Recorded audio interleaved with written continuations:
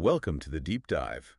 Ready to dive deep into the nature of souls? Always up for a deep dive, especially one as intriguing as this. We're exploring this topic based on soul science by Dr. Lawrence Wilson.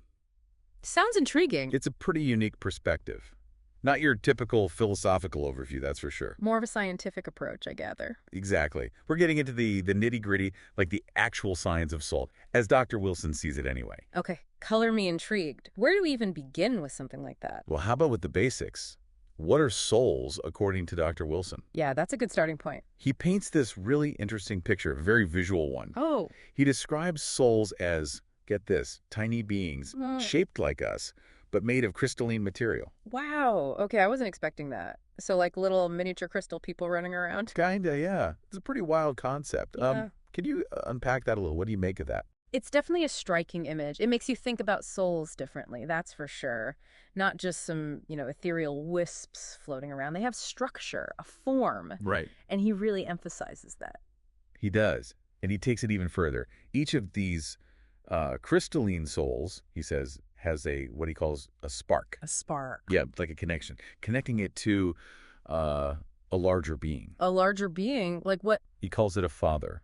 It's Ah, described as like a source of energy and knowledge. interesting. So it's like each soul has its own little lifeline to a universal power source. That's a great way to put it, yeah. But he doesn't stop there. Of course not. Dr. Wilson talks about trillions upon trillions of these souls existing, and they make up everything from our bodies to the entire universe. Okay, now that's just mind-boggling. Right. It's really hard to wrap your head around. Yeah, it makes you feel pretty small. Totally. I mean, he describes the universe as this vast, like, sea of souls. Constantly interacting, evolving. Right. It's a pretty awe-inspiring image when you Yeah. think about it. It is. So where do we fit into this sea of souls? Like how many are we talking about just in our own bodies? Good question. He suggests there are about 100 trillion souls within each of us. 100 trillion. Seriously. Yeah. Apparently, one main soul kind of governs the whole body, and then countless others control every single function. Every function. So like there's a soul for digestion and a soul for, I don't know, walking. That's the idea. Yeah. Digestion, movement, even our thoughts. It's like there's a whole universe of souls inside each of us. Makes you think differently about how our bodies actually work. Yeah, it really does. You know, it's funny. He actually uses the phrase DNA configurations Yeah. to describe our bodies. Name configuration. Yeah. It's almost like he's saying these souls are using our bodies, as tools for their own learning and development. So they're not just passengers along for the ride, they're actively involved. Absolutely. And speaking of journeys, he talks about these souls being on a journey of sorts. Oh. Yeah, inhabiting different bodies over millions of years. Whoa. So we're talking reincarnation here. Exactly. And not just human bodies either. He says they could inhabit animal and even plant forms. Okay, now that's wild. It really makes you wonder, doesn't it? Like, what lessons is your soul learning in this lifetime? What experiences did it choose for its evolution? It's a big question and kind of makes you think about things differently. Yeah, it's a lot to process. Definitely. But Dr. Wilson doesn't stop there. He goes on to say that these souls, they aren't just static.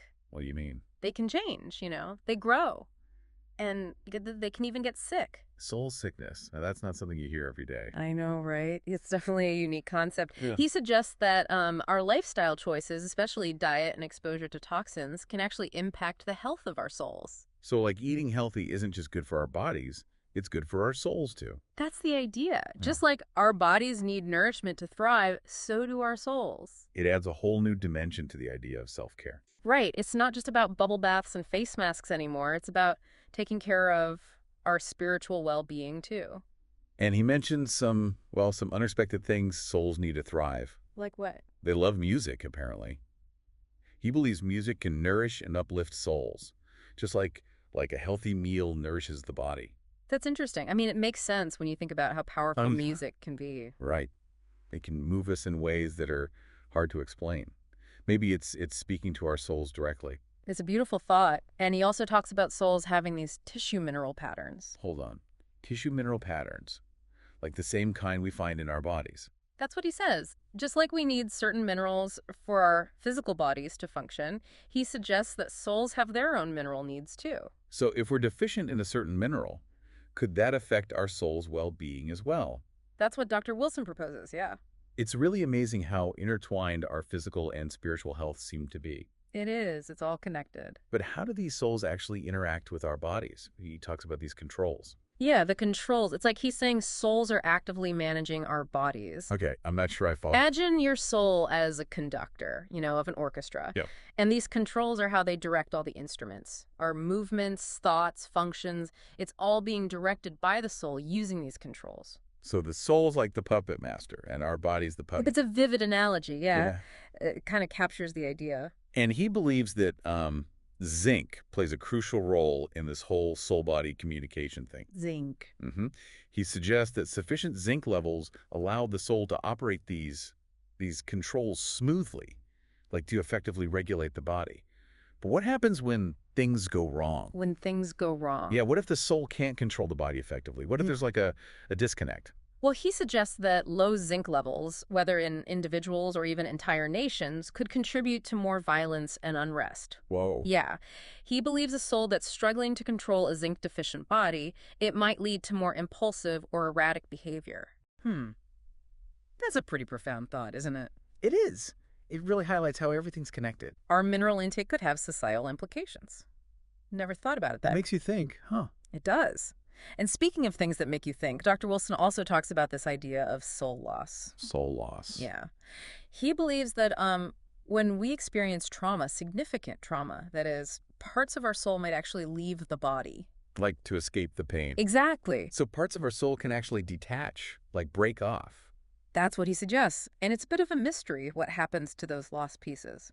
He says sometimes they can be retrieved through certain developmental programs he outlines in his work. So it's possible to like reintegrate those lost pieces to make the soul whole again. That's the idea. It's a fascinating concept for sure. A lot to unpack there. It is. It's a lot to process. It's like trying to drive a car with a faulty steering wheel. You might get where you're going, but it's going to be a bumpy ride. But let's shift gears a bit. And talk about another fascinating concept, soul strengths. Soul strengths. Yeah. Dr. Wilson believes that each soul, it comes equipped with certain areas where it naturally excels, Okay, this is where it gets really interesting for me. So it's like our souls have their own unique talents and skills. That's the idea. What kind of soul strengths are we talking about here? Give me some examples. Well, he outlines 10 key areas. Military, people skills, organizational abilities, memory, mechanical inclination, psychology. Okay, so far so good. Aptitude for working with children, an understanding of parenting, strength in friendships, and finally, leadership qualities. Wow, that's quite a range. Yeah. So are we basically born with like a predetermined set of skills based on our soul strengths? Like if my soul is strong in mechanics, am I destined to be a car mechanic? Not necessarily. Dr. Wilson emphasizes that these strengths are relative, you see. Relative. Yeah. All souls have the potential for all these skills, but some might be more naturally gifted in certain areas than others. Okay, so it's more like having a head start in certain areas. Exactly. A natural inclination toward a certain type of work or activity. So it's not destiny, it's more like predisposition. Yeah, that's a good way to put it. We still have free will. We Yeah. can choose how we develop those strengths. Absolutely. And this brings us to another intriguing concept, the idea that souls can have tissue mineral patterns. Wait a minute, you're saying souls have minerals, like the same kind we find in rocks and vegetables? That's exactly what Dr. Wilson suggests. Come on, are you serious? He even claims that it's possible to measure these mineral levels in souls. Hold on. How do you even measure minerals in a soul? Well, he says by analyzing what appears to be a tuft of hair on their heads. On their heads. Souls have hair. Apparently, it's all very detailed in his work. Okay, this is getting a little out there for me, I have to admit. It's definitely pushing the boundaries, that's for sure. But, I mean, if souls are living beings, it makes sense that they would need nourishment, right? Just like our physical bodies. Right. And he goes on to explain that a soul's mineral balance, it can actually impact the mineral balance of the human body it inhabits, and vice versa. So it's a two-way street. Exactly. What affects one affects the other. Our physical health affects our soul's health, and our soul's health affects our physical health. It's all interconnected. Precisely. It all comes back to that. It really highlights the importance of taking care of ourselves on all levels. Couldn't agree more. And remember that 4 lows pattern we talked about earlier? The one with calcium, magnesium, potassium, and zinc. Yep, that's the one. Dr. Wilson says that damaged souls, they often exhibit this same mineral deficiency. just like in human bodies. Exactly. Is another example of that interconnectedness. So if we're not taking care of our bodies, we could be neglecting our souls as well. That's a powerful reminder. It is. It's like a wake-up call to pay attention to our overall well-being. Not just physical, but spiritual too. Well said. Now, let's shift gears a bit and explore how this understanding of souls, how it impacts our view of society. Okay, how so? Dr. Wilson makes some pretty bold statements about this. Like what? He argues that recognizing these inherent differences in souls, it challenges the whole notion of forced equality. Whoa.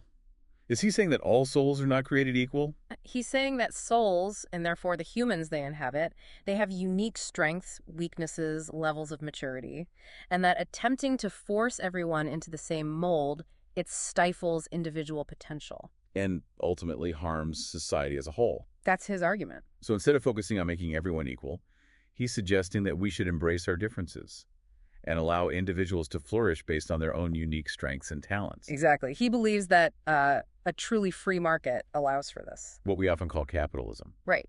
It rewards individual contributions, motivates people to develop their skills. Which ultimately benefits both themselves and society. That's the idea. It's an interesting perspective. He's essentially arguing that individual freedom, coupled with a system that rewards initiative and hard work, it creates the most prosperous and fulfilling society. That's how I understand it. And he contrasts this with more socialist or communist systems. Which he believes restrict individual freedom. Right. Force people into roles that might not align with their soul's natural strengths. It really makes you think differently about the role of government and how we structure society. He does, doesn't it? Food for thought, for sure. And speaking of things that are sure to pique your interest, let's talk about twin souls. Okay, this is the part I've been waiting for. Twin souls, soulmates, all that good stuff. Dr. Wilson believes that each soul has an ideal mate out there, a twin soul that complements and completes them. On a deep spiritual level. Exactly. He describes them as like two halves of a whole destined to connect. So there really is someone out there for everyone. That's what he suggests. They mirror each other's strengths and weaknesses, helping each other to evolve and grow. But what if you never meet your twin soul in this lifetime? Are you just out of luck? Not necessarily. He also talks about soul groups. Soul groups? Yeah. Groups of souls that travel and learn together throughout multiple lifetimes. It's like having a spiritual family, providing companionship and support. Exactly. Shared experiences that go beyond just this one lifetime. So even if we don't find our romantic soulmate, we still have these soul companions who journey with us through life. That's the idea. These soul connections can be incredibly powerful, offering a sense of belonging, understanding, unconditional love that goes beyond the physical realm. I love that. It's very comforting.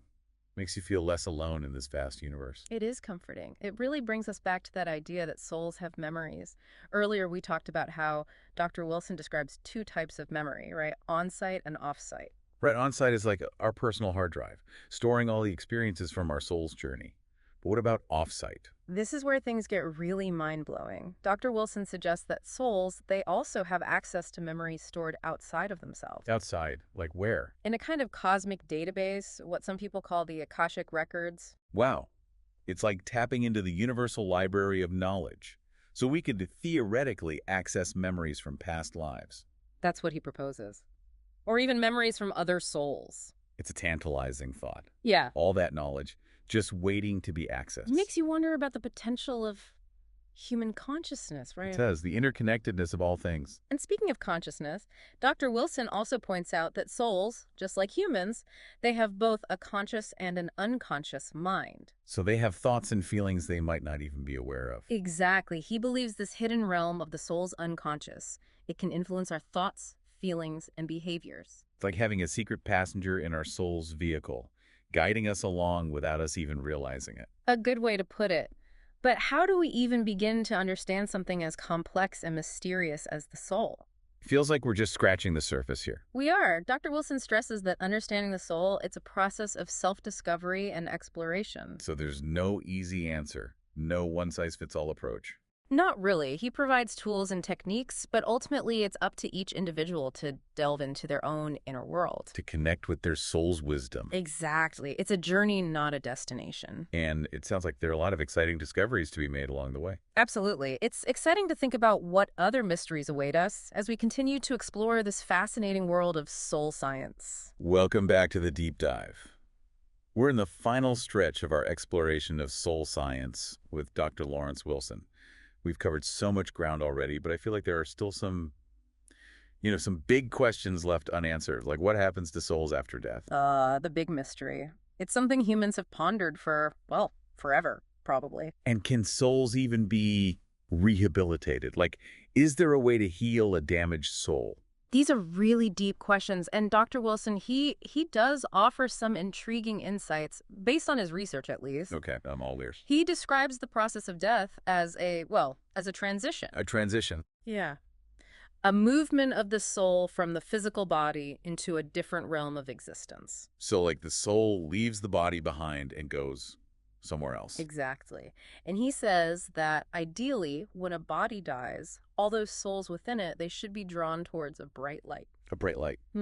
It's like almost like those near-death experiences people report. Yeah, those are fascinating. Where they describe passing through a tunnel towards a brilliant light. Like they're being drawn towards something. Exactly. It's a common theme in these accounts. So it's not just a bunch of hocus pocus. There might be some truth to it. Who knows? But Dr. Wilson, he also points out that not all souls follow that path, unfortunately. What happens to the ones that don't?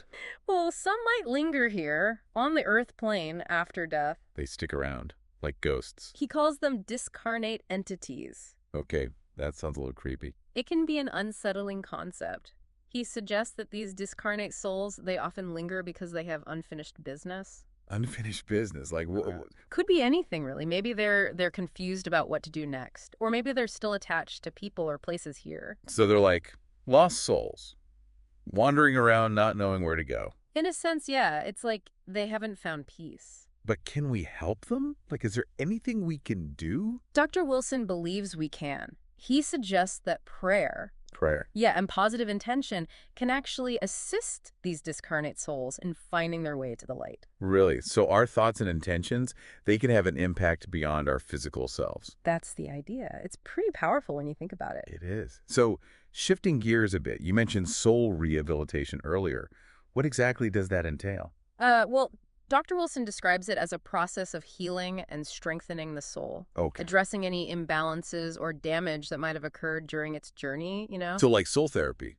Kind of, yeah. And this is where his work gets really, fascinating, I think. How so? Because he links soul rehabilitation directly to our physical health and lifestyle choices. It's that interconnectedness again, isn't it? It all comes back to that. Our diet, our sleep habits, even the toxins we're exposed to. It all affects not just our bodies, but our souls as well. That's what he suggests, yeah. It's all part of the package. Wow. So what we eat, how we live, it all matters on a much deeper level than we realize. It seems like it. And he really emphasizes a balanced diet, proper mineral intake. Makes sense. And avoiding those nasty toxins like refined sugar, processed foods. Environmental pollutants, all that good stuff. Yeah. He even mentions specific practices like eating goat yogurt. Goat yogurt. Yeah, apparently he believes it can be quite beneficial for the soul. Okay, that's a new one. I'll have to try that. But it speaks to this idea that caring for our souls requires a holistic approach. Right. It's not just about meditation or spiritual practices. It's about nourishing our bodies, too. Creating a healthy environment for our souls to thrive. Exactly. It's like we're tending to a garden. Yeah. We need to provide the right soil, sunlight, and water for our souls to blossom. I love that analogy. It's a beautiful way to think about it. It's not just about fixing what's broken. It's about nurturing growth. Well said. And that really brings us to, I think, Dr. Wilson's overarching message. Which is? A call for greater awareness and responsibility towards our souls. So we need to stop taking them for granted. Right. He urges us to recognize the soul as a living, breathing entity that requires care and nourishment. Just like our physical bodies. Exactly. But it's so easy to forget that, It is. We spend so much time taking care of our bodies, but we often neglect our souls. It's a common trap, especially in our modern world. Always rushing, always focused on the external. Dr. Wilson's work is a good reminder that true well-being, it encompasses both the physical and the spiritual. Couldn't agree more. It's all about balance. It makes you wonder, doesn't it? What if we all started treating our souls with the same level of care and attention that we give to our bodies? What kind of world would that create? Exactly. It's a big question, but it's worth pondering. Definitely. Food for thought. Well, listeners, that brings us to the end of our deep dive into soul science with Dr. Lawrence Wilson. It's been quite a journey. It has. We've explored some truly fascinating and thought-provoking concepts, wouldn't you say? Absolutely. Whether you agree with all of his ideas or not, it's hard to deny the impact Dr. Wilson's work has had on expanding our understanding of the soul. And at the end of the day, isn't that what the deep dive is all about? Exploring new ideas, challenging our assumptions, and expanding our perspectives. It is. It's about sparking curiosity, encouraging you to delve deeper into these topics that resonate with you. So as we wrap up, we want to leave you with this final thought. If we are more than just our physical bodies, if we are souls on a journey of growth and evolution, how might that change the way we live? How might it change the way we interact with others?